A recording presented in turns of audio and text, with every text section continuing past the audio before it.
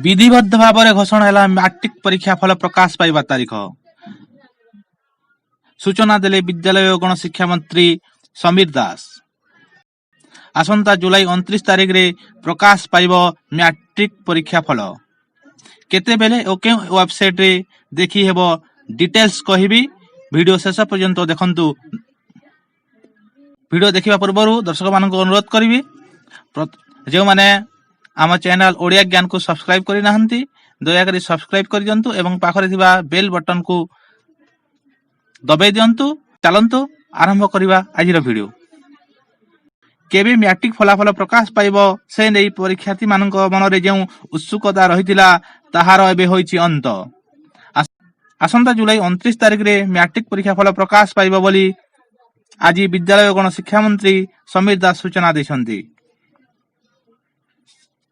Eighty सूचाई देवी जे February 19 रु मार्च 2 जाए परीक्षा अनुष्ठित होइतिला।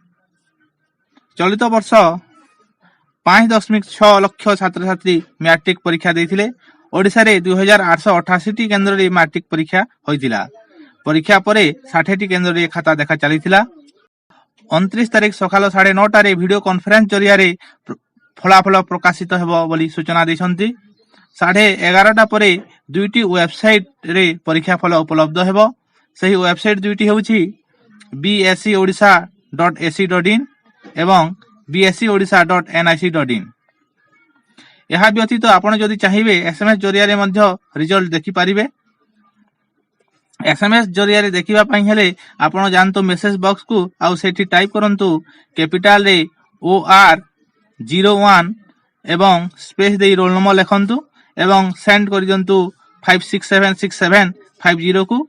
आउ थरे कहि दउछि जुलाई 29 तारीख रे प्रकाश पाइब मैट्रिक परीक्षा फल। आउ 29 तारीख सकाल 9:30 टारे वीडियो कॉन्फ्रेंस जरिया रे प्रकाश पाइब। 11:30 परे दुईटी वेबसाइट रे परीक्षा फल उपलब्ध हेबो। आपण माने देखि परिबे 11:30 परे वेबसाइट रे। आउ सही वेबसाइट होछि bscodisha.ac.in एवं bscodisha.nic.in।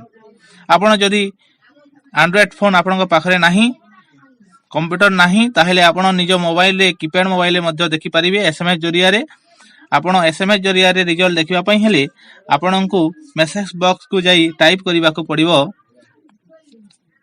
कैपिटल रे टाइप करिवे OR01 एवं स्पेस दे रोल नंबर लिखिबे एवं 5676750 को एसएमएस करि देबे। आपनक पाखकु रिजल्ट आसी जिवो। आजिर वीडियो आपनकु भलो लागिथिबो बोली भाबुछि।